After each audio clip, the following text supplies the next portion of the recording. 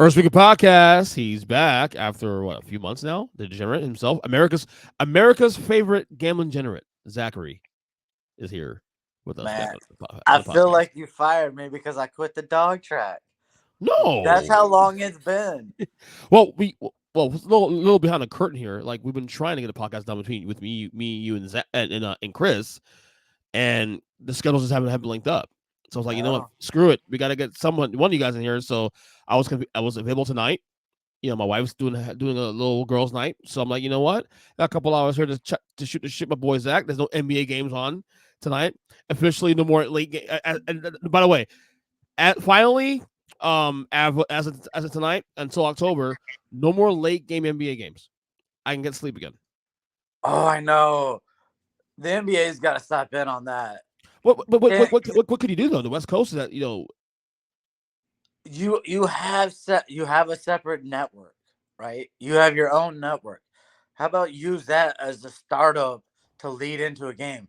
You cannot have people staying up till 12:30, 1 o'clock every night on the East Coast. at least in the playoffs though. At least in the playoffs, I can understand during the year you have is what it is, time zones, that kind of whole thing. I get that. Especially not on a weekend. Not when you have Saturday and Sunday games.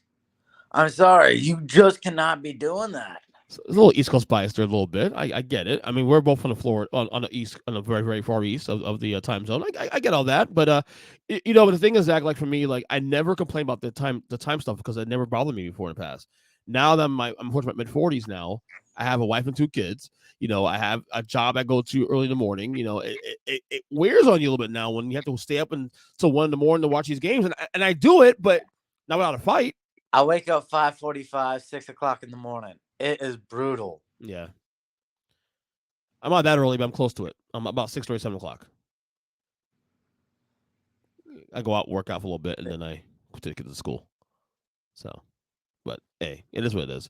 Um, Not complaining about the time because I'm sure that we'll talk about that. The title of this podcast today is the Golden State dynasty over? Because last night the Lakers did it in six, demolished the Warriors by 21 points to close out the series. Um, a lot of questions, and I'll say for the record, a lot of teams in these playoffs have many questions to answer once this year is over. One of the themes I've said coming to these playoffs is that this playoffs is about windows. Many of these elite teams, these playoff teams, we don't know how long the window's going to be. There's teams that windows could be ending this year, could be maybe a year, 2 years, and there's a lot more teams that have small windows to be given credit for. Let's start the first one here, the most obvious one, the Warriors, the defending champions. Well, no, as of until last night, a lot of questions to be answered on Golden State. What do you stand on the Warriors now? What's the future looking at? You think? Well, it goes all the way back to the trade deadline. Yeah. The fact they gave up all of that size.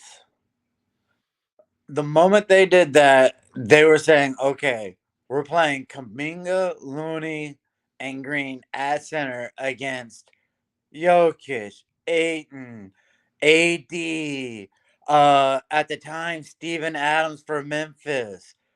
There were just so many bigs in the Western Conference, and they were going to try and go and play against them all with no size. So I start with that missed trade. Mm-hmm.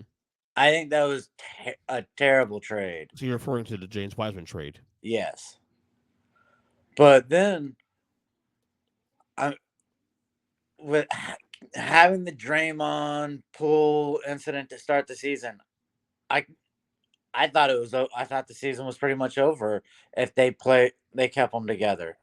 You don't think that was a little over talked about, that whole thing? I mean, it happened literally like 8 months ago. Like, do you think they moved on from that? Well, you got to think about how would the season have started out if that wouldn't have happened. Right. Would they have been winning on the road instead of having one of the worst road records in history for an NBA champ? I mean, maybe. So I mean, the science. I'll say this much: if you believe that whole thing played into what became a team that struggled to get the playoffs, let's keep real. They were a 6 seed, but that was up in the air until the last couple of days of the season. Okay, they were almost a play-in team. And then they get by Sacramento in 7, and of course they lose the Lakers in 6. yeah, If you believe that those signs between the punch that happened with Draymond and Poole and before the season started, which turned to the road woes, of course. I think The that signs led are to the there. whole struggle out the gate, where Curry was having to do everything just to keep the team afloat, Yeah. while Klay Thompson couldn't find the basket, because up until January, he, honest to God, could not score. So Yeah. Yeah. I mean, it was a real struggle for the team out the gate, and then you make a trade when you're seeing which teams you might have to face off in the playoffs, and you're thinking 6'8", 6'9" against agile, athletic centers that are 7 foot tall. You just had no size down low. I think that the logic there for the Warriors is probably that okay, so the only center we're probably going to face in the playoffs at the time that trade happened, it was a January, I think it was, a early February, was probably Jokic, Nikola Jokic in Denver, because I don't think maybe they thought the Lakers would be a factor in the What? playoffs until after the fact. Golden State couldn't do anything in Memphis. Why? Because they couldn't play down low. And that was when Adams was still healthy. Right. When you lose your two centers, it's real hard to play against AD and LeBron and that size. So you have to think about it both ways. Mm-hmm. How far would the Lakers be getting if they weren't playing against the two smallest teams in the playoffs? This is true. They caught a break. They caught in terms of matches. The Lakers caught a break, definitely. But now the Warriors. Okay, look, this team's won 4 titles in 8 years. Well, 9 years now with this loss this year. Lots of questions. Draymond Green can opt out his contract. He has said today on record on this podcast that he wants to remain in Warriors his career. He has no interest in leaving the team. Then he must be playing on the final year of his career because he has to opt in. I can't imagine anyone's gonna give him a 30 million a year contract. So he's due this year, next year if he opts in $27 million, $27.5 million. Okay, if he opts in, it's a player option, obviously. I mean, look, the Warriors have easily the biggest payroll in the history of basketball. So a lot of questions being made to answer there. I think another question being answered is Klay Thompson. Klay Thompson filing his contract next year, due $43 million. Didn't play well down the stretch. He actually played well as the season went on, and then down the stretch was inconsistent as hell. And this series with Lakers, he couldn't find a shot. Yeah. What was game 6 Klay? What was game 6 Klay yesterday? I mean, that is it time now for the Warriors to maybe consider moving him now, given the fact that he would be an expiring deal next year, actually, too. Also, on top of that, yeah, he would be attractive, and I thought that was the point of signing Jordan Poole was you were replacing Klay Thompson as the scorer. Except Jordan Poole was worse than he was in the series. Yeah, and he chose not to even try on defense. Oh, he was horrific, and it makes you wonder if the punch that happened before the year started, like more people are siding with Draymond now on that, based on how Poole played this down the stretch here. Well, I think when Draymond punched him, it punked him on his team, and it punked him in the league. Yeah. So anybody playing defense against him can rough him up because they know they know that Poole's not going to retaliate. So yeah, I think all of his confidence gone. Any swag he has, it's gone, and I don't know if it could come back. So I'm looking at the payroll right now. So, if you, I mean, the Warriors could hypothetically run this back one more year. Yeah, if really could. If Draymond and DaVincio opt in, they're with tax. DiVincenzo? 7. Yeah, DiVincenzo, right? Yeah. So DiVincenzo has a player option 4.7. He may opt out of that contract though. Yeah. He may have a market for somewhere else. Yeah, for 3 for 30. Yeah, that's still more than Absolutely. you know. Absolutely. A lot of questions to be answered here. And I know ownership's been very much open to paying, and they have no problem going well into luxury tax. But the new CBA is making it harder for teams like Golden State, for example, to continue doing this. Yeah, I think they can't go more than 5 years out with their draft picks. Yeah. They're limited on the amount of an exception they can now give to a veteran minimum. So So I guess the first question I'm gonna ask you is this then. With Klay Thompson, do you foresee a future if you're the Warriors ownership? He's due $43 million this next year. Then he's a free agent. Do you give him an extension, or do you shop him around, or do you wait out the season and see what happens, and maybe test the market? Maybe he'll test the market next year, the year after next, and see if where his value is. if I am the GM of Golden State, I find any way in the world that someone will take his contract and somehow lighten my tax burden all the way around. So you're basically saying it's time to split the Splash Brothers. If I am the GM of Golden State, I'm getting a burner phone and I'm putting out statements that I'm hearing that teams are willing to offer Draymond Green 90 million over 30 years, over 3 years.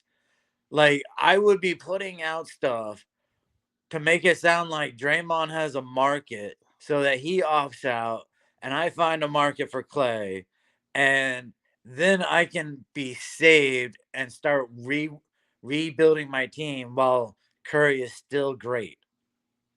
Curry is the only guy in this. I think we all agree that Curry is the only guy on this roster that's untouchable. You can't trade Curry. Now if Curry decides he wants to leave, then you trade him. Yeah. But I still continue to try and build around him. So you say if you're Suns ownership, Suns front office, you shop Klay. It's time. If I'm Golden State's, yeah. So you're saying that Draymond has more value than Klay does right now at this point? No, I'm saying I don't want either guy on my payroll starting next season. Oh, you're saying you want both those guys gone? Yeah, I Ooh. would be putting out talk to Ian Rappaport or whoever. Not To Ian Stephen Rappaport. A. It'd be NBA. But probably Yeah. who would it be? Would it be like Chris Haynes or who's the NBA guys? JJ Tom, Redick, Kendrick Perkins, maybe. I'd be putting it out that hey, I'm hearing organizations are thinking of offering Draymond 30 million a year over 3 years. Something big so that they're like Draymond thinks, "Hey, I can leave 27 million on the table and go somewhere." He may still opt out. He may opt out. I don't think he's that dumb. I don't think he thinks he can get a big contract again. And say he finishes this contract, well, then he can re-sign for like 5-10 million. And you know what? That's like going anywhere for 2 for 40 and still being on a championship winning team. Is Jordan Poole the worst contract right now in the league? Oh God, no. It could potentially be if this continues next year. Are you serious? It's 30 million a year For a guy that averaged what 5 points in the series, who's supposed to be your six man, people call it. You know who's making twice that amount? Yeah. And can't even get a team into the play-in tournament? Who's that? Bradley Beal. Okay. That's the worst contract in all of basketball. Like, and we argued this actually on the podcast back, last year. Remember that? yeah, you know how owners in the NFL are upset at Haslam for giving Deshaun Watson that contract? This is more embarrassing to give a guy of Beal's talent, who's not even top 25, 60 million a year at the end. Like, that is the worst contract in the league. and you destroyed your franchise for another 5 years down the road. Well, I mean, I see what you're saying there. I just think that you have another 4 years of Poole's contract or 3 years of Poole's contract, $30 million plus each year. In Yeah. addition to what you have to do with Clay and Draymond, they got a lot of questions to answer. Well, And I'll give you a team who would be more than happy to take a flyer on Jordan Poole's contract. Houston, because they've already gotten screwed with their last two first round draft picks. They're terrible at scoring. They're shooting field goal range mid 35s. Jalen Green, Jabari Smith, they can't score. They got cap room, don't they? Oh, they got a ton of cap room. And they get they'll probably we'll find out in a week or two. But the Wembanyama sweepstakes, if they get number one pick. Yeah. But so yeah, I don't believe Jordan Poole's contract is anywhere near that untradeable. But it's Zach, it's amazing though how like perspective is always reality. If the Warriors were continuing winning, if they're going to the conference finals and the Lakers are now, these numbers, no one cares. Oh, we're still winning. Oh, it's so amazing how like you lose in the second round of playoffs right next year to win the championship. That oh my god, these are bad contracts now. Holy crap! No, see, here's the thing. These are all bad contracts, and it doesn't matter if they were to win the finals. All right. Oh, okay. We had this discussion going into this last season, and I talked about how if they brought everyone back, their payroll was going to be almost $400 million. Yeah. And now it's going to be almost $500 million. 457, and that's without signing any veterans to fill the holes on the roster. I think it's more likely that they run this back one more year. God bless that ownership then. There's nothing they can do about that. I mean, unless Draymond.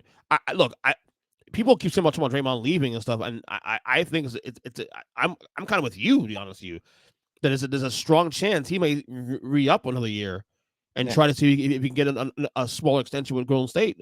No, 2-3 years extension. So you keep asking about that. You think they can? Will they rerun it? How many other owners could even financially afford this? None. Their fans. But all the penalties involved, no. But Zach, they already committed to this though. They committed to doing this for the last couple of years. Yeah, and eventually everything stops.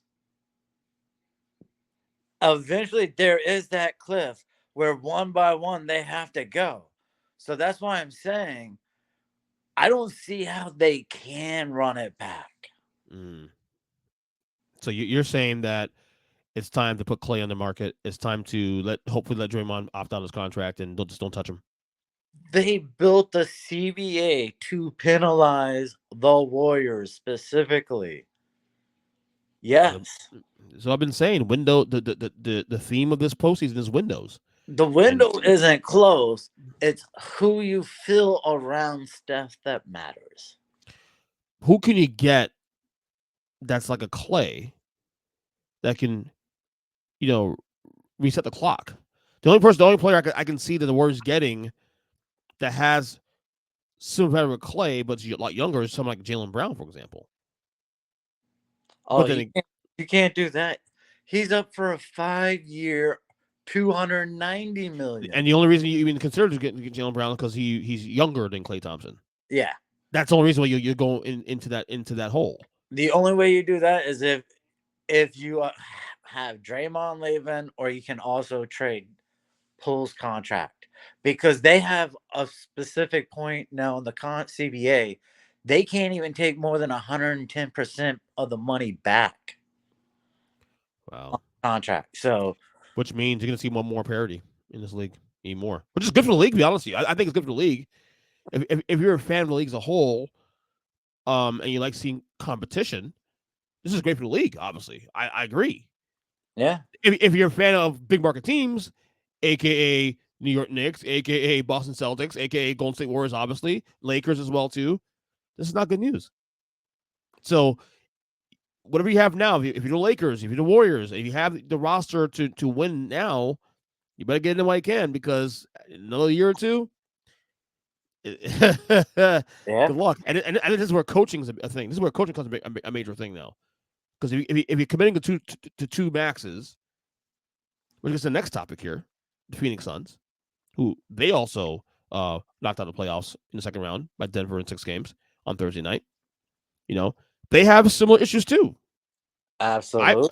I would argue just as dire, really. Think about it. Um, well, let's start here first, though, Zach, with the Suns. Do you consider this season a failure? And I'll respond to your thing after.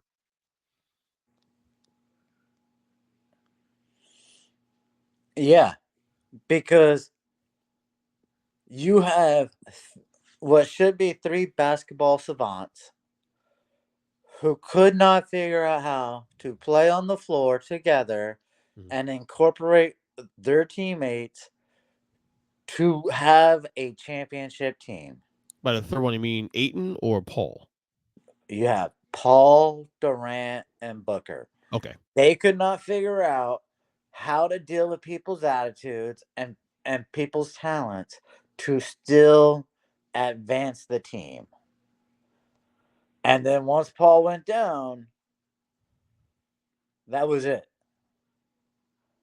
I mean, I think Kevin Durant was leading in minutes per game in the playoffs.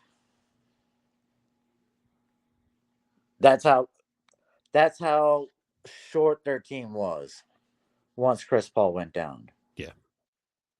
And I feel bad, but I think he's got 1 year left. Chris Paul? Yeah. If that. Some people say he's done now. Well, I don't You're being walking so away. well. That we'll get to that in a second, because his contract is a little more complicated. I disagree with you on the failure part, and here's why. Coming to the year, what you and I and Chris did our predictions, we did our over unders. I think we all agreed their window was shut before the year started. What? Well, no, no, no. I certainly know I was You the one really saying like the over still. I remember I like the over. I thought they'd I be hated that line. no, right. But no, what I said though was that yes, they'll win the amount of games they need to win to get over the hump. But once the playoffs start, they'll flame out in the playoffs. Okay. The championship window was closed. All right. You get KD. Obviously, you give a lot of depth to get him. You get KD. You reopen the window by 2-3 years, because obviously his contract has another 3 years left on it, 3-4 years, something like that. Okay. And I didn't go with the media on this. The narrative when he got there saying, "Oh, well, Kevin Durant makes him the favorites in the West." I texted this all. I told you they're probably one of the favorites in the West. I'll give you that. But are they the definitive favorites? No. Because number one, is KD staying healthy? Is Ayton bought in? Is Chris Paul staying healthy? You know, I'll give you one of the favorites, but to say it's a failure now is all about how your expectations were. It was never. My point was, it wasn't title or bust for me this year. Next year is title or bust. When you rattled that off, all I heard was but. You know what? The Nuggets, the Warriors, Curry could roll an ankle and that's it. Murray could go down with a knee issue, Porter a back issue, but everyone's got butts, and they figure out a way. But you're asking a team to on moment's notice, and Durant didn't come back till the last 8 games of the season. Again, I didn't see, me personally. I didn't run with the narrative though. Everybody else did. I did not. Have Katie and Chris Paul ever played together? The Olympic team. They've had time. All-Star games, maybe. That's about it. They've had time. Devin Booker, KD, they play together. Yeah. Olympics, All-Star games. They've had interactions. We keep getting told all you need are walkthroughs now in practice. All you gotta do is just be on the court for shoot arounds. So I mean, I get it. I totally get it. I have to take them at the word that they're basketball savants. They love the game, and they can figure it out together. Yeah, but again, I push back on that. I think the reason why also too is that I thought people just get pencil them in is winning the West automatically was a disrespect to Denver, a disrespect to Golden State, a disrespect to teams like those who have camaraderie, who have you know all that ready to go. You Yeah. know, look, it was never a telebus for me this year. Next year, when they be able to Uh-huh. rebuild. Now here's where we get to the meat and potatoes of this whole situation with the Suns. How do they rebuild their roster? Because here's the problem: we went through it with Golden State a couple minutes ago. Yeah. Phoenix has similar issues too. First things first, and I think you and I agree on this. They got to move on from DeAndre Ayton. Move that contract. Find a way, some way, somehow. I mean, I threw out an idea. I would go. I would go Western Conference right to Golden State. I'd be like, hey, you need some size, and we need a guy who can take a shot. You know what's sad about the Ayton thing though? It has nothing to do with his play, his attitude. Yeah. The Ayton is due 32-4 next year, 34 the year after, and then his final year in 2 years at 35-5. Yeah. So odds are they're gonna go right back to Indiana and try and work out a trade this offseason because they couldn't trade him during the trade deadline Yeah. because you have to be with the team for a year after an extension. I thought they should let Indiana sign him. They should have matched the offer sheet. I was Oh, saying it from day one. I think we absolutely. all said that. I think you and I all said that. It was not smart. But at the time, we didn't know. But at the time, I understood why he did it because at the time there was no Kevin Durant to worry about at the time. it was that we need to keep our assets and figure out a way to win. So you thought the idea was to make a panic move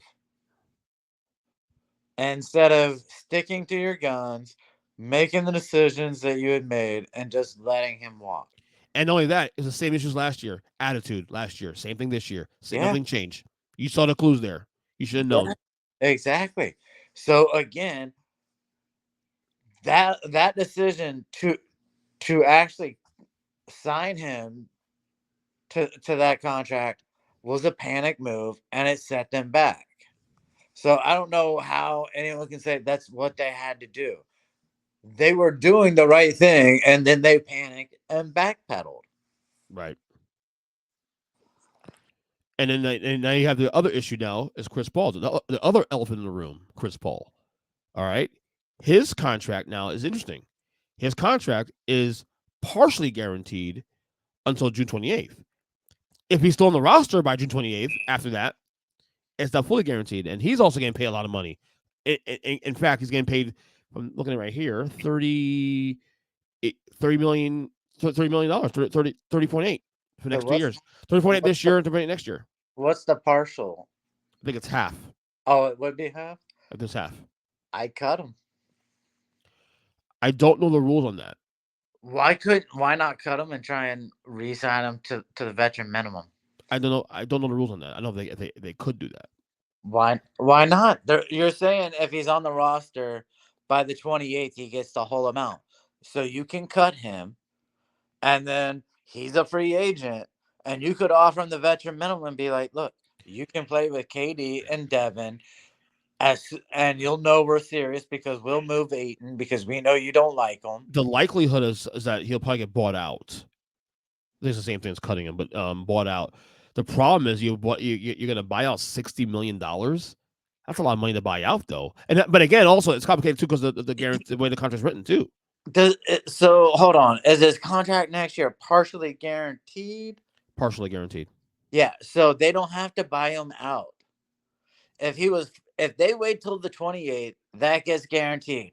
They'd have to cover that amount and the partial guarantee for next year. If they cut him before the 28th, they only owe that 15. And then they owe no more of that contract. So cut Wait, him and there's also another year in his contract too. Also, not this the next year, but the following year too. Also, yeah, which is also partial guaranteed as well, I believe. but that can't be even guaranteed if he's cut. from the year before. Right. Again, I don't know the actual rules on that. If they can do that and it's off the books, and I know how it works exactly, but it's complicated. But all in all, they got questions to answer. Now, here's where, if I'm Phoenix, I'm still feeling good about things moving forward. And I said this on the podcast a couple days ago. At least right now in this moment, and now look, there's a lot of moving parts that we're gonna see in the weeks to come as you get closer to free agency and whatnot. At least they can say, look, we have our two guys. We have two top 10 guys in the league right now on our team, and we have them for the next 2-3 years. And so one of them stay healthy. Yeah. Well, because the Clippers, neither one can stay healthy. The Lakers, neither one can stay healthy. There you go. So having just one that can still stay healthy, right? That's huge. So Phoenix is in a good situation where, like, okay, this is why I don't think it's a failure. Because their future is still, the window's still open for 2-3 years. Because at least you know for the next at least next 2 years. I think we can say that KD is still going to be a elite player for the next 2 years. We can at least go to that, assuming he stays healthy. They can at least say, we have our two guys. This is who we're banking with for the next 2-3 years. We're rolling with that. Not every team can say that. And the teams that could say that have massive questions. Lakers, health issues. Like, as good as they are, and as good as the run this is, AD can 1 minute bust his D. He's done. LeBron is old. They got questions to answer to themselves. Boston might lose Jaylen Brown. Now, look, he won the All-NBA award. We can in second. Does that mean he's eligible for the Supermax in Boston? Have to talk about those contract situations. Yeah. Does Boston want to offer that kind of money? And Jaylen Brown wants to get out of there. It's quite obvious. He's pissed off at Boston for how they handled the way they, the Durant thing last summer. Plus, he's not happy there at all anyway. He hates the city.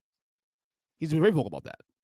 They have questions. The Sixers, James Harden be gone, which in my opinion could be a good thing, to be honest with you. Miami's year to year. Milwaukee's doing this little weird retooling, rebuilding thing, whatever you want to call it. They got old kind of they got kind of old out of nowhere. So Phoenix is the one team right now of the elite teams or the up echelon teams in the NBA that could say, guess what?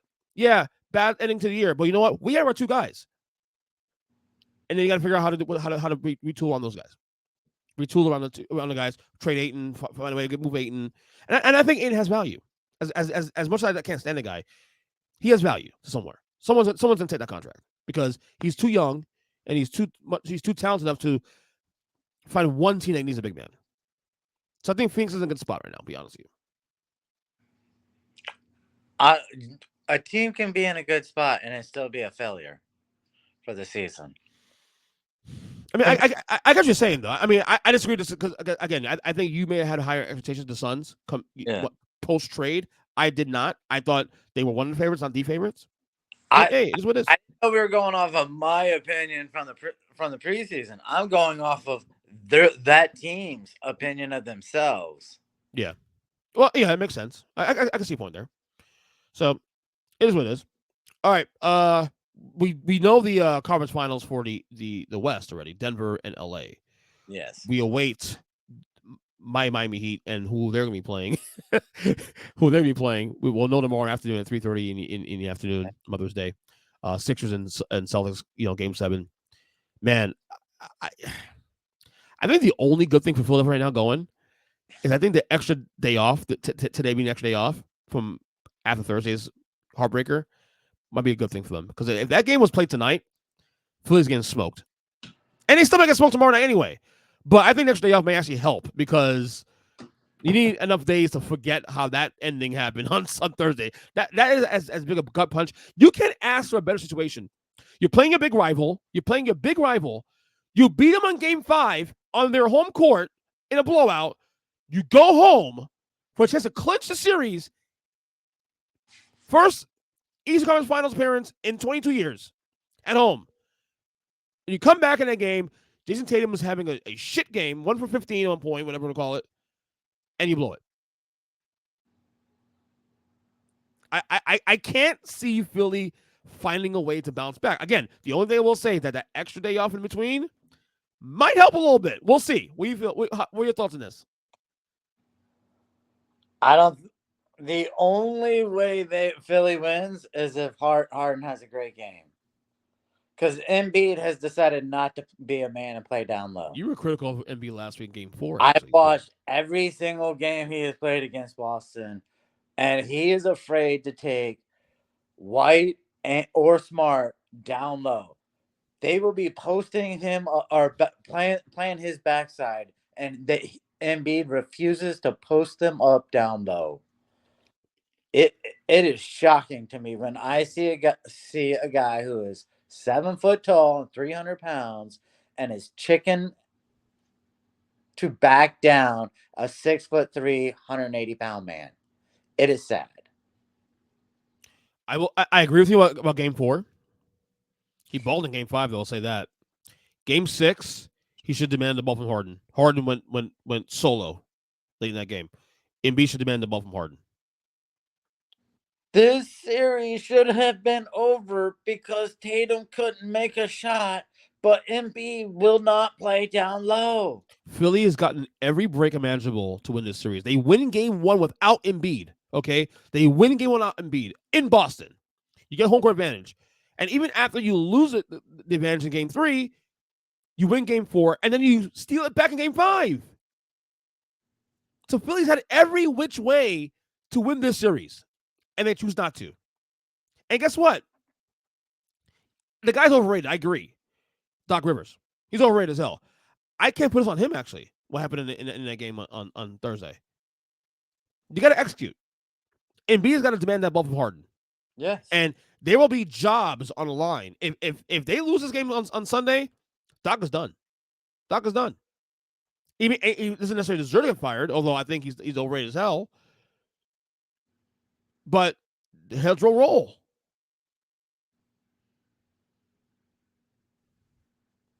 No, I think he should get fired. I mean, you have to be stressing to your guy what to do. Get down low. Mm-hmm. I mean, with him and Tucker, you should be dominating down low, just putting everyone in foul trouble so that Boston cannot play fast. But no, they don't want to play down low. Yeah. That's exactly what I mean when the Lakers beat Golden State because of a size advantage.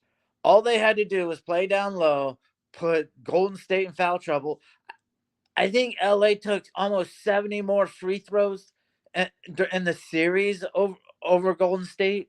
It was insane, the proportions. It makes sense, though. Golden State's a shoot first team. They don't. Yes, but when you're getting that many free points at the line and you're stopping the clock, you're slowing it down for a team that runs. That's why Embiid, play down low. We need you to play down low. Doc, wake up, pay attention, learn how to coach.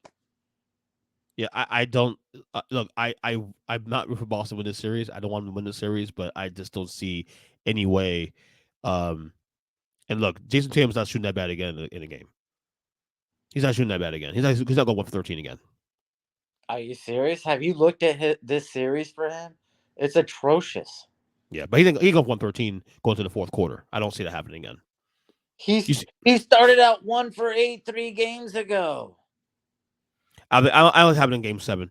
Speaking of Tatum, though, and I brought this up on social media a couple days ago, and I'm not sure you got involved in that conversation, but I'll bring it up anyway.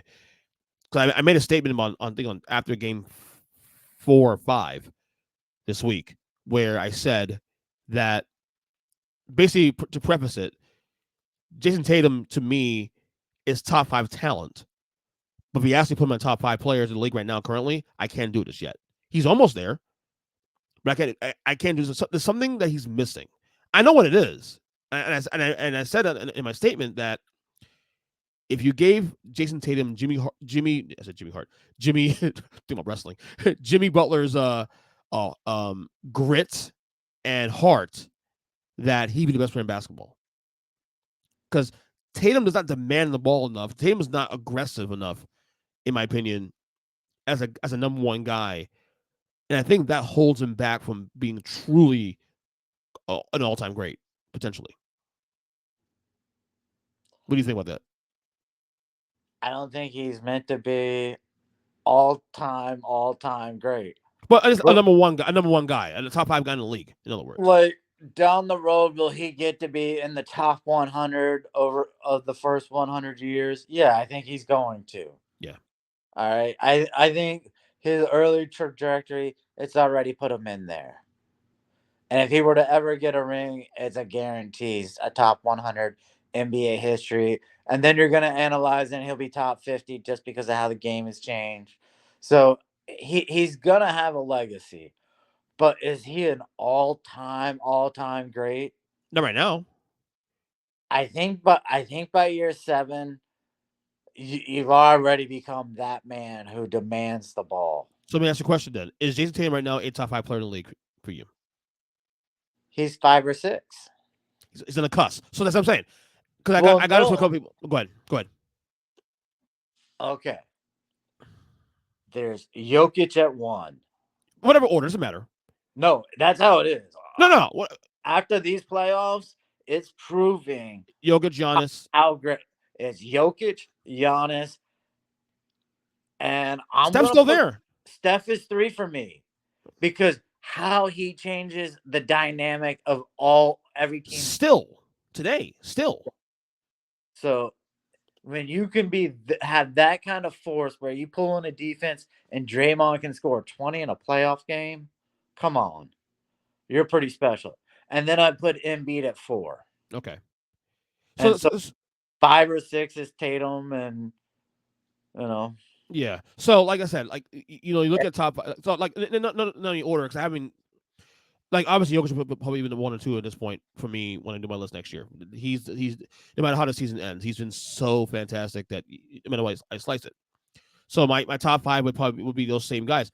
Now look, Tatum was a top 10 guy. I know how you slice it. He was a slug top 10 guy. At number 8, I think, comes to the year, and he's going to move up in the list, obviously. But to me, I have a hard. To me, I think the big problem with Tatum for me is I have to think about it. Like he's too good for me to have to think about it. Like I guess wait, maybe is he top 5? Maybe I don't know. Like the guys you mentioned there, Giannis and Jokic, I don't have to think about that shit. And by the way, Luka in my top 5 still. I'd say Luka ahead of Tatum still. I know Luka didn't make playoffs here, but that's 5. That's 5 right there. Boom. My 5. That's 5 right there. See, and that's why I didn't want to say, yeah, Tatum's my 5. You Right. feel like you're leaving it out, and then you forget the baby bird, and you're like, yep, yeah. But it's not bad to be leading the next group of men. Right. No. And I'm not saying it's a bad thing. I'm just saying that you just give him the grit of a Jimmy Butler, for example, he's clearly better than Jimmy Butler as a talent. No one's going to question that. But Butler has more grit and heart than Tatum does. You give him Butler's grit and heart. Tatum is an easy top 2 or best player in basketball. You say that.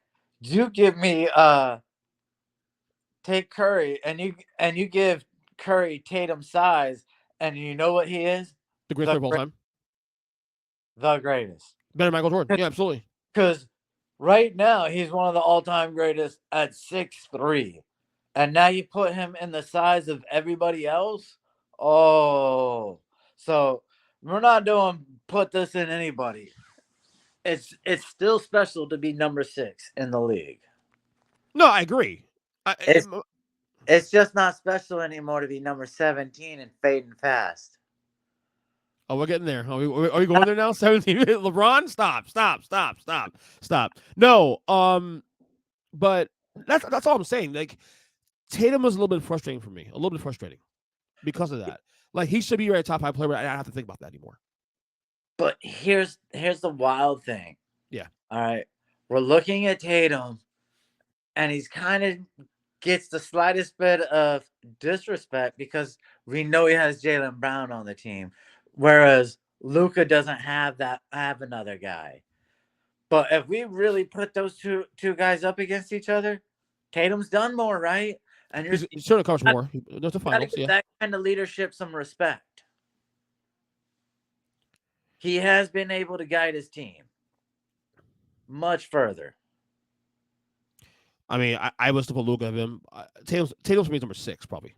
Yeah, He's like that's what I'm fighting for right now. he's in Is the clutcher now, but he's on the fridge. But again, he's frustrating for me because again, he should be someone that I think of as top 5 player and not have to worry about ranking him. He's somewhere in the 5. Now to me he's not there. He's almost there. He's on the fringe. I have Luka, Jokic, Giannis, like you said. And before this playoffs, I had KD in top 5. He's not there anymore, obviously, but you know, well, obviously with that our top list that we do every year on this podcast, every season, top 25. Like I said, that's gonna be this is a major shakeups on my list, definitely in my top 10 because you're gonna have D Book in there, in my top 10 this year. yeah. You're gonna have some guys being removed that wasn't there last year. I think the real question might be, does Fox break top 10? Oh, breaking news! Monty Williams just got fired. You had to see that coming.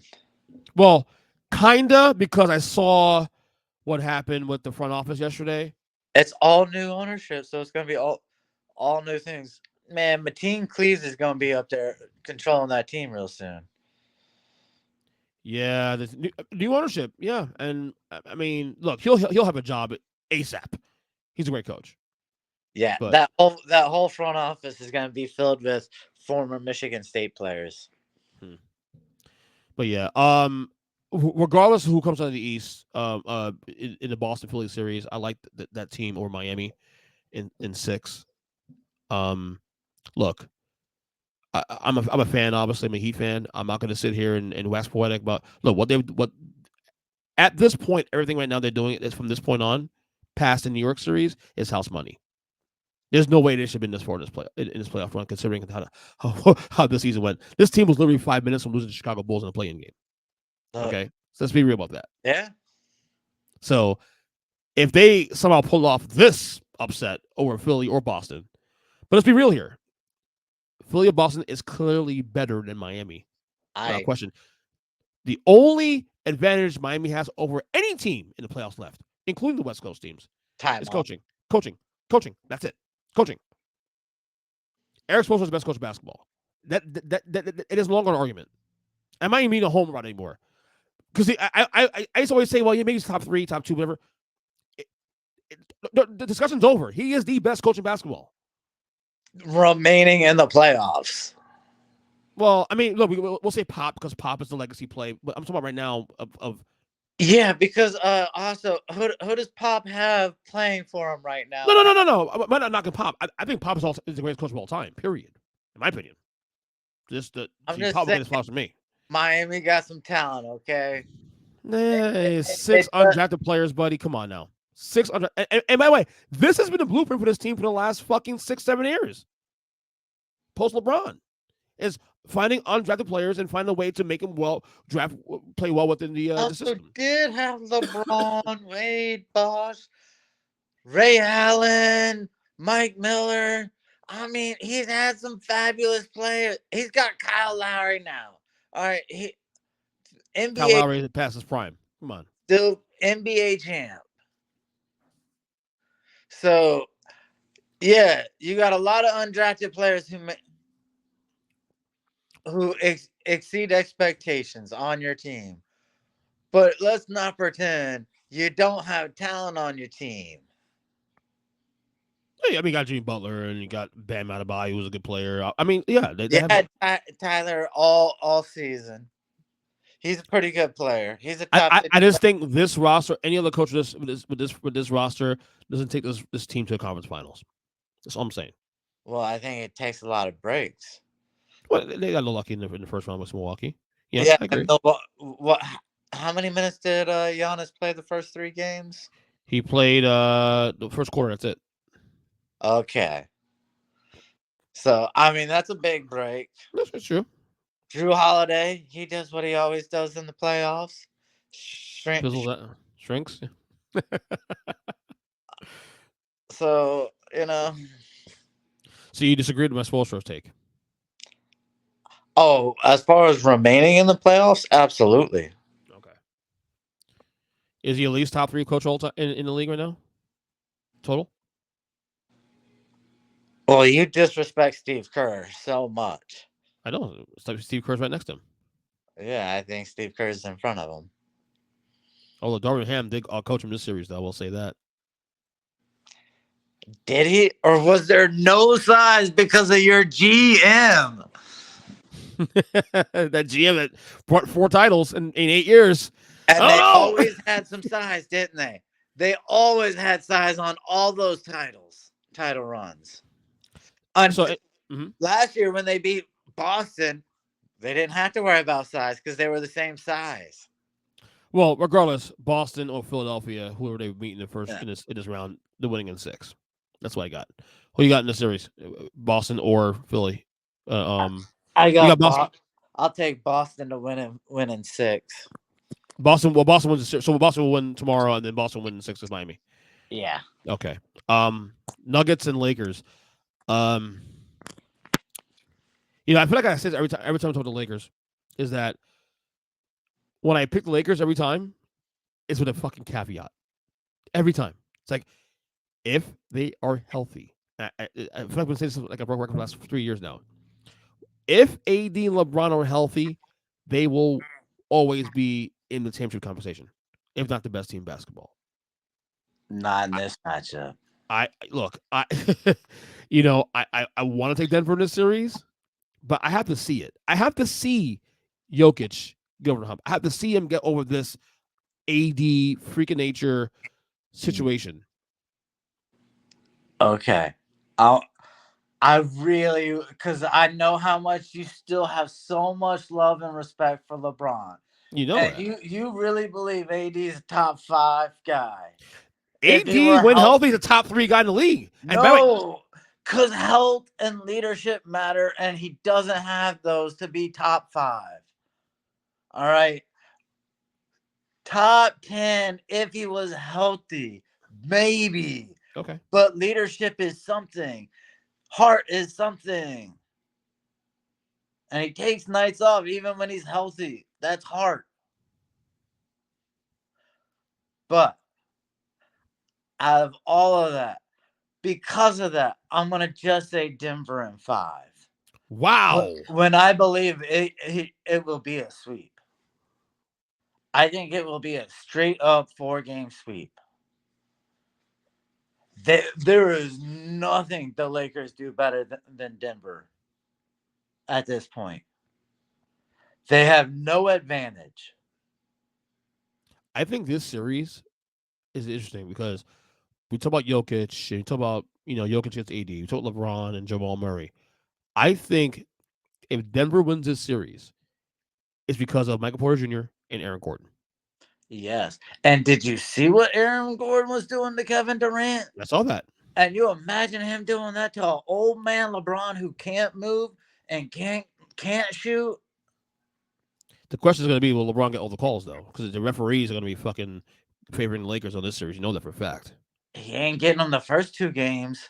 So by game 3, will he even be able to lift his arms up? So I came into this conversation saying Lakers in 6. You're kind of sort of swaying me now to say Lakers in 7, maybe Denver in 7.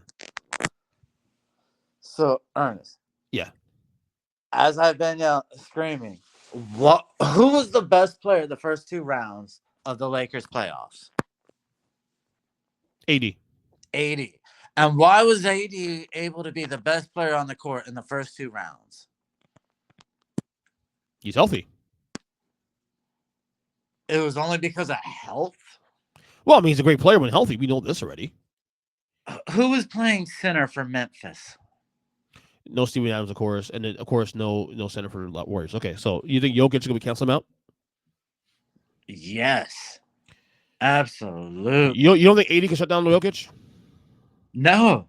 Okay. Because Jokic trying to always score. Right. So let him go for every ball fake up while Jokic is passing out instead. See, I think those 2 guys cancel each other out. This is why I keep saying that the series is going to come down to Porter Jr. and Gordon. That's why.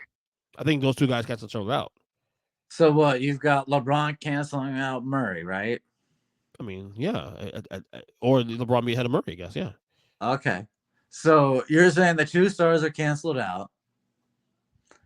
And what do the Lakers have to even put up against Porter Jr. or Aaron Gordon? They got the great Austin Reeves, man. Come on. No, I'm joking. No, man. I said Lakers in 6-4. They don't have athleticism. They can't push the pace, right? Because LeBron can't run. AD can't go up and down the court. Right. So you can't be pushing the. It's a half court game, which allows Jokic to play defense and conserve his energy on offense. Yeah. Okay. Maybe you convince me. Denver in 7. All right, you stick with the Lakers in 6. So I'm okay. Right. We'll do that. We'll do that. All right. That's how.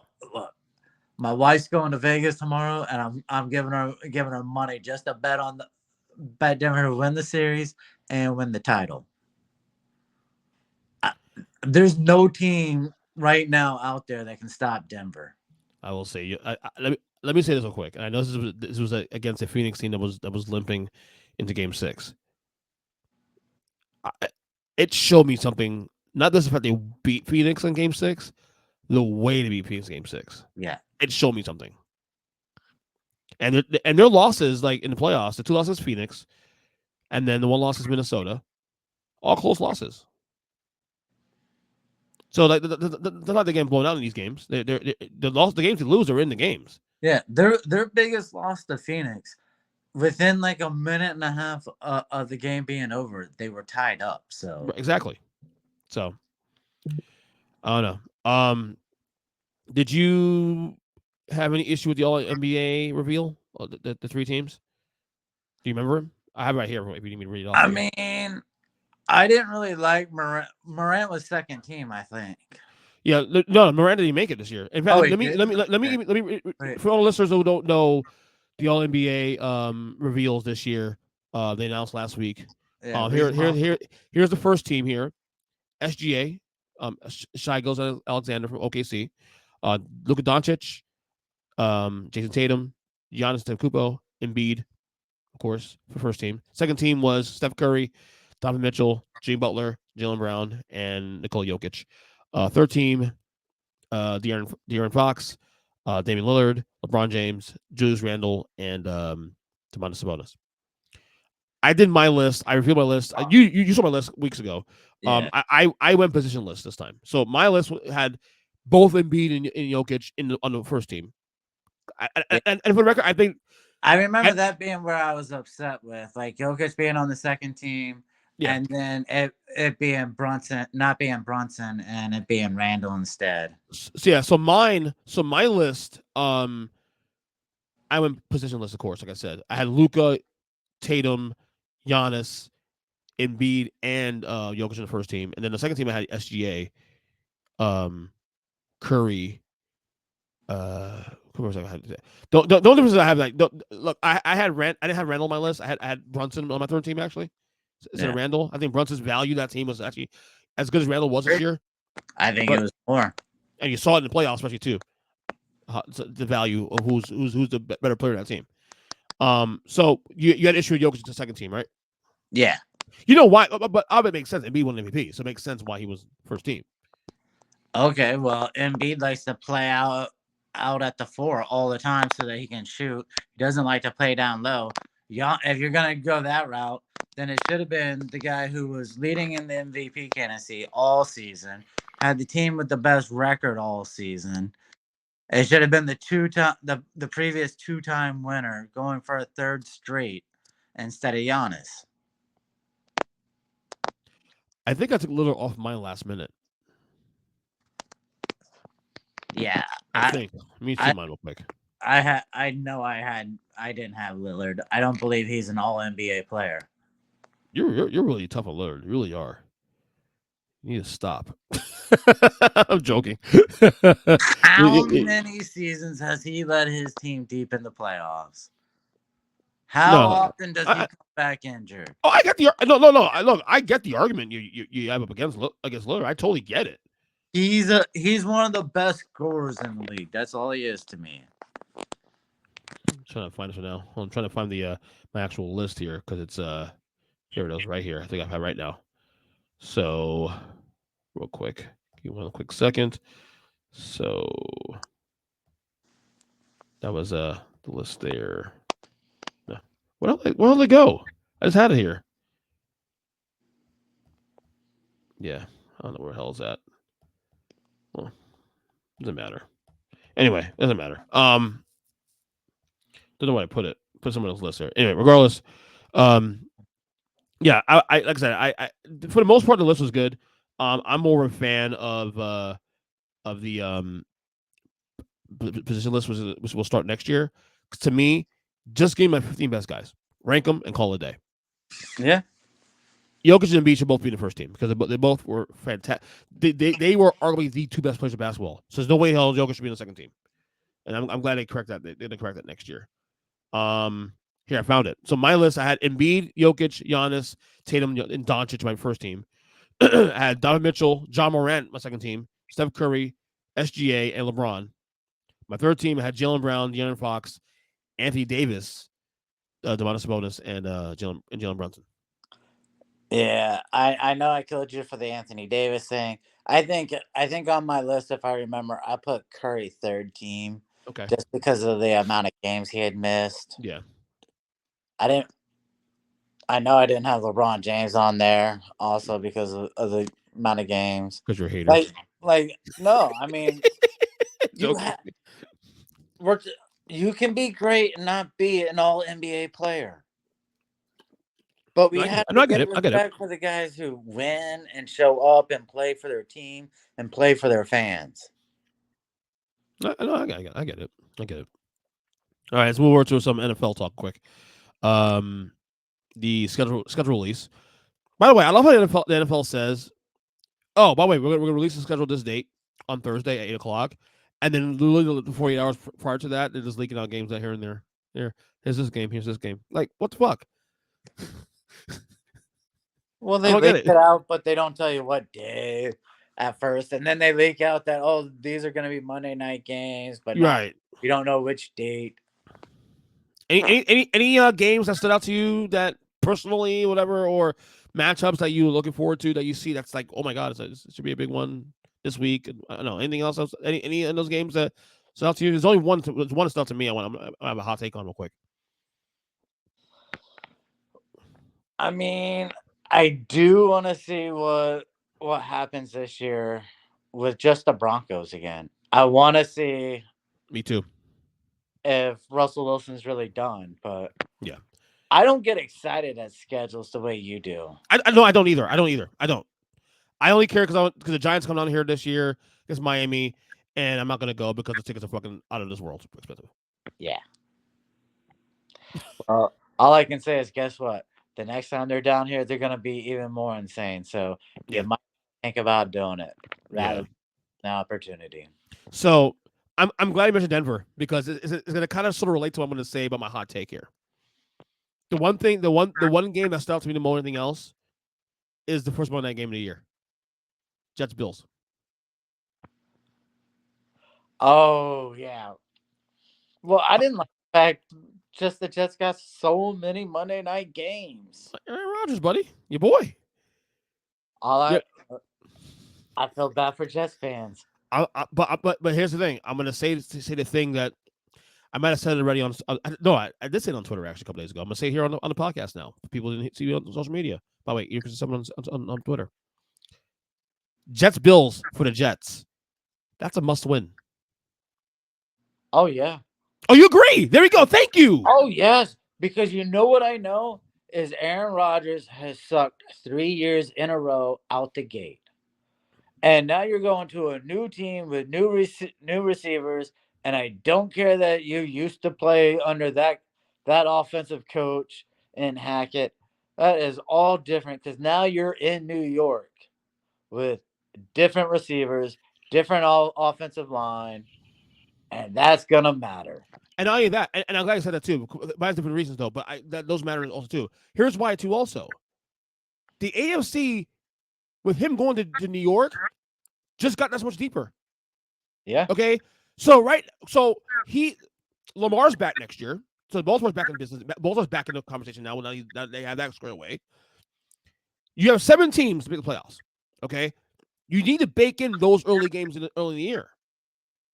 A win over the Bills, you already have a tiebreaker over them for a possible division win. Okay. So your playoff teams in the AFC, the obvious ones, your Jets. Let's say the Jets are in the conversation. Let's say the Jets. Okay. This talk shit. Yeah. You have Dolphins, Jets, Dolphins, Bills, Bengals, Ravens, the Jaguars by virtue of winning the South no matter what. Oh, the Super Bowl champions, the Chiefs. Oh, that's 7 teams. Boom. Oh, the Chargers maybe? That's 8. Okay. Then you got to bake in also for the surprise, which you said Denver could be back on track this year. I'm not saying they might be back on track. No, but you have to bake in at least a surprise or two. A Steelers or a Broncos come back. How about the Raiders with Jimmy G and the offense he started out with? So my point is, or Houston with CJ Stroud. My point is, right, whether or not you win the AFC East, whether or not you get into wild card, that's coming down to fucking tiebreakers, buddy. And you baking those wins against Buffalo early in the year, yeah, those are valuable. It is a must win. I know it sounds silly. Oh, it's week 1. Yeah. If you lose a playoff spot by virtue of tiebreaker, you're looking back at games you lost early in the year that you should have won. That's what's a must win. It is not a bad take. It's not at all. I totally agree with you. There you go. I got criticized the whole hell for saying that. But you're not in the NFC anymore. The NFC is wide open. And by the way, another hot take here. The NFC North all of a sudden just became, to me anyway, just became the most interesting division in football. Because I think, okay, the sexy pick for next year in the North is the Lions. Right. Am I wrong in thinking that they're a little overvalued? Yeah, because I do not understand their draft at all. Thank you. They let the guy who led their team with like 18 rushing touchdowns walk. They then traded DeAndre Swift, who's a proven running back in the league. And we're like, oh, we're going to draft a running back at 12. After your wide receiver had been suspended for gambling. When you have those kind of things, what you do not do is go on a running back. You go defense when you had one of the worst defenses for most of the season. Yeah. Look, I'm not saying they're not making the playoffs. I'm not saying they're not winning the division. I'm just saying they're a little overvalued. Minnesota was 13-4 last year, but we knew that was fluky. Minus 5-point differential. And there's talk they're going to trade Dalvin Cook. Yeah.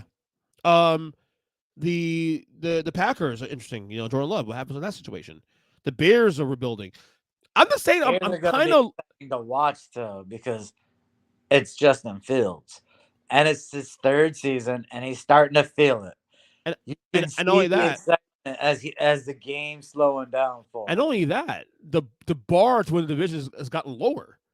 So if you tell me that Minnesota regresses, look, if you ask me who should win the division, the NFC North, it should be the Vikings. They had the best roster of the 4 teams on paper. Okay, they're the most quote unquote stable of the 4 teams. Okay. Well, I can't remember everybody they lost on defense, so I mean, I would have to look, but. Well, I know they traded to Darius Smith yesterday. I saw that. And I thought Hunter walked, and yeah, they lost one of their safeties. So yeah, but I don't know. I'm kind of like weirdly interested in that division this year. What does Jordan Love do? Does the Bears find a way to win 6-7 games this year and maybe get into the conversation? Because the NFC is wide open. To me, it's Philadelphia by a long shot. Then it's San Francisco. And throw in Dallas, and then that's it. Throw in Dallas, and after that, it's wide open. Well, there are 2 teams in the West, AFC or NFC West. But who is San Fran going to use at quarterback? Is one. because Purdy may not be healthy. Mm-hmm. You invested so much capital in a guy who has played maybe 2 actual meaningful games in 5 years now, and Trey Lance, and then you have Sam Darnold. Yeah. What are you really gonna do at the quarterback position, and what are your like just seeing who comes out of there starting, and is there gonna be a back and forth? Like to me, that's exciting. But I think the Rams, if Stafford comes back healthy, they're a team that can compete at least. To me, the only playoff guarantees at this point in the NFC is Philadelphia winning the East no matter what, San Fran winning the West no matter what. Okay, and then Dallas getting the wild card. That's it. And then you have like the winner of whoever wins the South in the NFC, probably the Saints Yeah, by default. The NFC North, we don't know. NFC, and then you have 2 wild cards open there. Seattle Giants, who knows? Arizona might do something now. Arizona, Arizona. They got a chance, man. New Kyler, coach. Kyler Murray's out to November next year, probably. Oh crap! I forgot about that. Yeah, Yeah, I take think that. Seattle might be the team to look out for. Also, Yeah, they had a good draft too. they had a great draft. Yeah, so, but the point is the NFC's wide open. That's what I'm saying. And next I said, and I think again, I think that game Jets Bills is a must win for the Jets. I'm sorry, yeah. People, hot take. No, it's not a real hot take. We look at the environment of the AFC. Like I said, you have 8, 9 teams that could get in the playoffs, maybe 10 if teams bounce back. That's what I'm saying. But there is also a good news for you, Mr. Washington Commanders fan. The end of Daniel Snyder is near. Oh, it's here, should I say? They agreed in principle yesterday to Daniel Snyder selling the team. Was it Josh Harris? Was the name of the guy? That Yeah, Josh Harris. Nets owner. Is whose owner? That's the Nets owner. Right. Okay. That group. Or not the Nets, the 76ers. Right. 76ers. Right. Oh. So the Snyder years are coming to an end. Finally. Yeah. Any thoughts? Well, I remember when just 3 short years ago, my Florida Marlins got sold to a team for $1.2 billion, and I thought, oh, they're finally gonna start spending money on players and bringing in real talent. And then you know what happened? Daniel Snyder took a $6 billion offer right before the draft. And I thought, I might have an owner that might, spend some money on real players and go for it. And he had a chance. He could have done what like Matashiba, or however you pronounce his name for the Suns, just did with the Kevin Durant trade. Jokic's He could have, sparring partner. yeah, he could have made an offer to Lamar Jackson to bring in a real quarterback at the quarterback position for the Redskins or for the Commanders. And what did he do? Nothing. Nothing happened. We are sitting with the absolute worst quarterback in all of the NFL, who will be our opening day starter. Sam Howell. So, you know what I got from the new ownership group? I got a big FU to the fans who said, we are going to tank our first year out. So you don't sound too happy about Snyder being gone. Oh, I'm happy Snyder's gone, but it doesn't look like it's going to change anytime soon. Well, I guess we shall see how things play out. Yeah, I got to hope Caleb Williams, has another great season at USC. And we get the #1 pick and draft him. Yeah, definitely going to see a lot of tank with Caleb going on this year. That's definitely going to be the theme this year. Tank with Caleb. He's good. He's really good. One last thing to get you out of here. Politics related. We like to dabble in politics a while.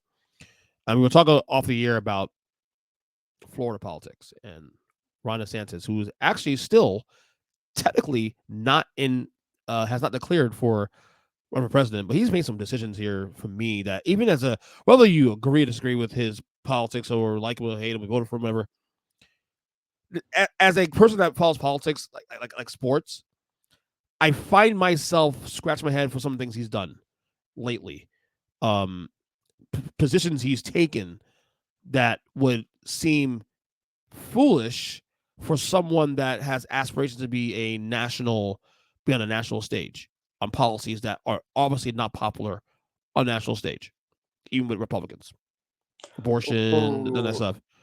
I I disagree there Okay, with. go ahead. What is he doing? What is he doing? First off, So what is he doing?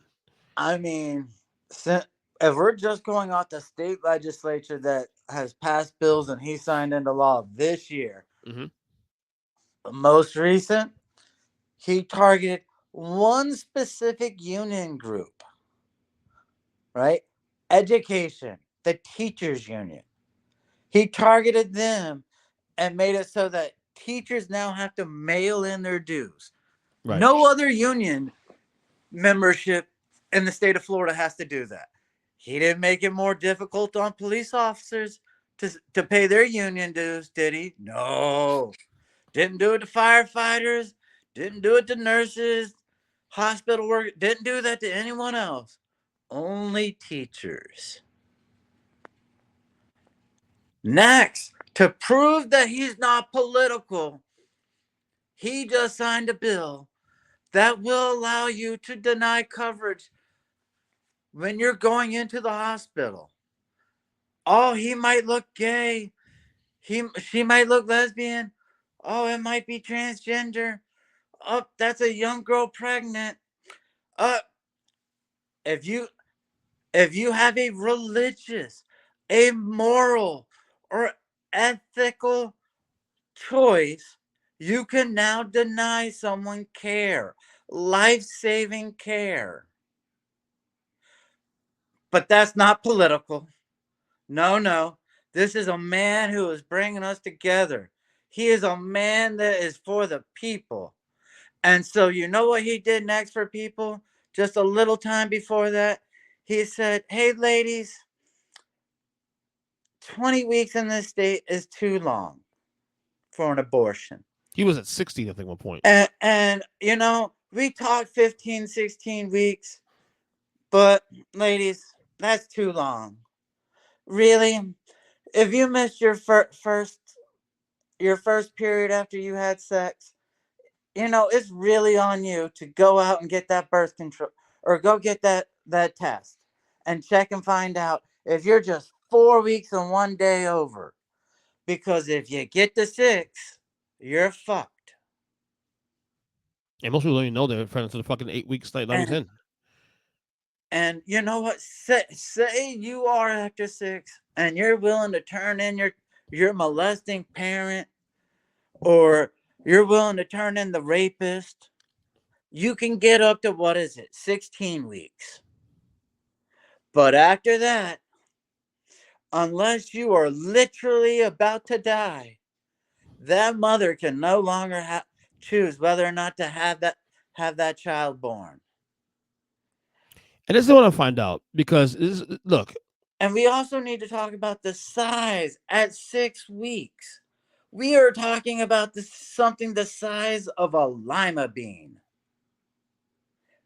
To pretend that something the size of a lima bean has the same rights and same decision power as the mother alive is insane to me. and this is what I'm trying to figure out here, politically speaking, because we saw this play out in the midterms last year. And look, I doubted it. Remember, we came on the show to discuss this. That I thought we'd see a red wave. I thought because of inflation, because of gas prices, that we wouldn't even these issues like gun control and the women's rights issue after post Roe v. Wade overturned last May, that you know inflation will dominate the midterms, and we saw women's rights once again become front and center. We see in states like Kansas, very red states, not allowing pro right right wing politics be the thing there in terms of that single issue. So my question is this: if you're Ron DeSantis and you're trying to, again, he hasn't declared to be run for president, but that is the optics that he's positioned himself to run for president for 2024, and yet you're embracing these, regardless of how you feel personally, embracing these far right policies that the majority, 2/3 of the country don't agree with. Even Republicans, don't agree. Not far right Republicans. That's what, like, moderate Republicans don't agree with. I disagree. Okay, what's the disagreement with on the that? moderate? Okay, so we barely touched the surface of some of the laws he signed in. Right. But like me and the wife were in the Keys a couple months ago, and bunch of people from New Jersey and New York were down celebrating some woman's birthday. Yeah. And they were glowing about Ron DeSantis. And it was all because of the COVID. Oh, he kept it open, unlike our governor up north. So those Republicans, they don't care one iota because the national news hasn't brought it to the attention. All the laws he has been signing in restricting people's freedoms down here. No, but Zach, I agree with you on that. Again, the abortion law, if he's running against Joe Biden or whoever it was, it'll be Joe Biden, obviously. Let's say hypothetically he wins the nomination and against Trump, which is not going to happen. Trump's going to win the nomination. Let's be real about that. Yeah. All the Democrats got to do is say, listen, you may not like how Joe Biden does anything, but this guy believes in 6 weeks, 6 weeks, 6 weeks, 6 weeks, women's rights, against women's rights. Yeah. We saw in the midterms that matters. You even told me that it matters. I said I doubted you, remember? And it mattered in the midterms. Why couldn't it matter in a general election if he was hypothetically the nominee for the Republican Party? Because you're talking popular vote, right?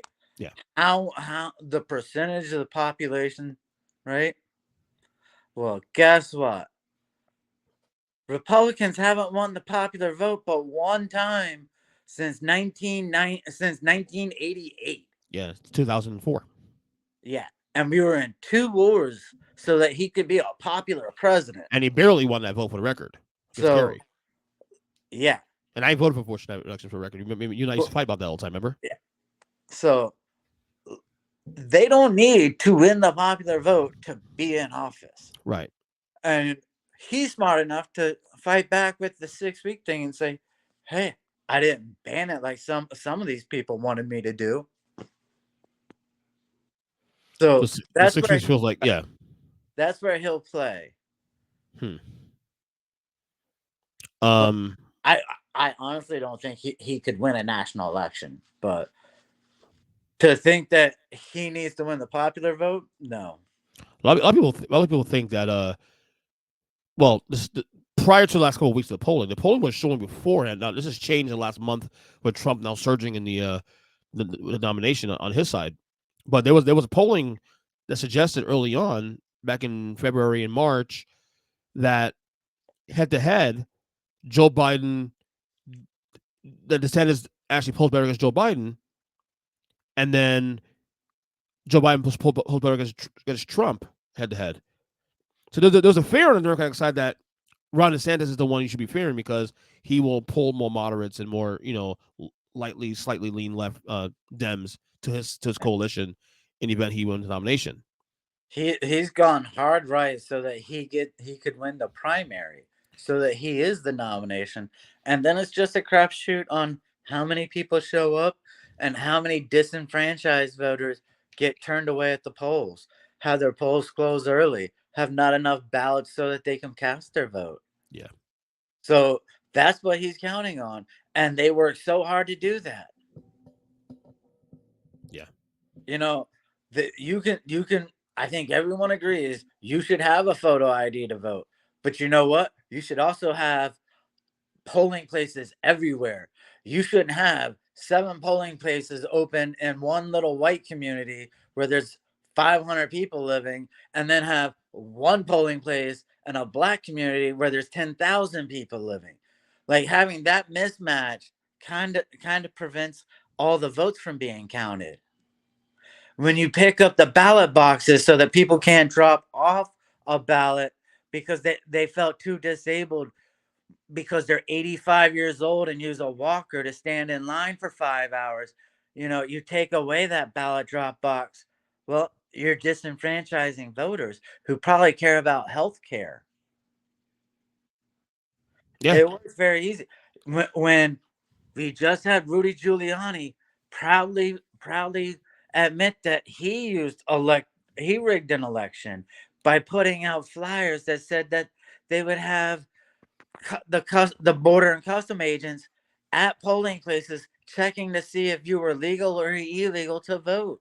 Mm-hmm. And that was in 1991. All right. They will do anything to cheat. Well, we'll see. It's gonna be a fascinating. We still got another like year and a half before the election. I mean, this Biden's term is on fast. I'll tell you what. I didn't think Trump could win 2024, but man, I don't know. What how do you feel about Biden's chances now that he's actually in the race now? Well, I mean, You're not even a Biden guy for the record, so no, but right now Trump would lose to Biden because we know how the country feels, and we saw how he acts, and we've seen how he acted after.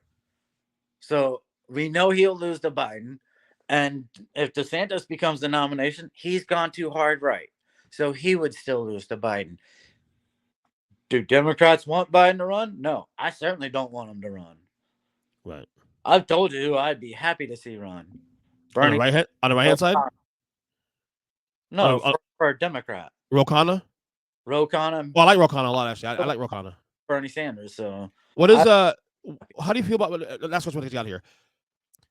How do you feel about the Democrats not allowing a primary? Like you have RFK Jr. How do you feel about RFK Jr. and his antics and? I would vote for RFK Jr. We still have to have a primary vote, even if they do away with the debate. We still have to do a primary vote. Yeah, I would vote for Jr. right now over Biden because of this bullshit. And Marianne Williams is another Democratic nominee that wants to be primary Biden. Yeah. I don't know any RFK Jr.'s positions really, other than the anti-vax thing. I don't know anything about politically what's his. He's being painted as this weird MAGA Democrat MAGA guy. I don't know. I can't speak on that. He's huge anti-war. He's against the deep state because he certainly believes the CIA killed his uncle. His uncle, and even kind of believes they might have killed his own father. And then, so he's very skeptical of he believes in small government. He does actually believe in a welfare state as far as, Social Security and Medicare. He believes there should be a single payer system. Oh, okay. So he's for universal healthcare. Okay. He's famous for being an anti-vaxxer because of the whole autism thing. Right. Which this is what I always find funny about them. They want to act like the heavy metal used, like mercury, that used to be used in some vaccines, is what causes autism. But to believe that the rotting, rusting old lead pipes in every major city has no effect on a child's brain development. Like, they might be getting autism at a higher rate because of heavy metals in the brain, but it might not be from one little vaccine shot or all the multiple vaccines. It might be because so much of our water is tainted. Because we don't even allow the EPA to keep our water safe. Yeah. But he's skeptical on the vaccines all the vaccines leading to autism. And he's skeptical about the amount of vaccines children need and how soon they need them. Right. Well, I learned today with you now what some of his political positions are. Interesting. So he's actually more far left than people give him credit for. Well, I mean, honestly, if you're an anti-vaxxer, I thought you were supposed to be far left. Up until but there's a lot of Republicans I know that actually like him. A lot of MAGA Republicans that actually like him. Up until COVID, every anti-vaxxer was a liberal. They were the ones that didn't want to get their kids measles shots and shit. Right. What a weird country become. What weird realignment is going on. People don't know what the fuck they think anymore, and it's weird. It's really weird. We're It's really dumber. Huh? We're just getting dumber. We're getting dumber because you don't have to know the answer. You just have to know how to look up the answer now. Yeah. And that's where we'll end it there. Zach, good job as always, man. Yeah, man. Had lots of fun. That was awesome.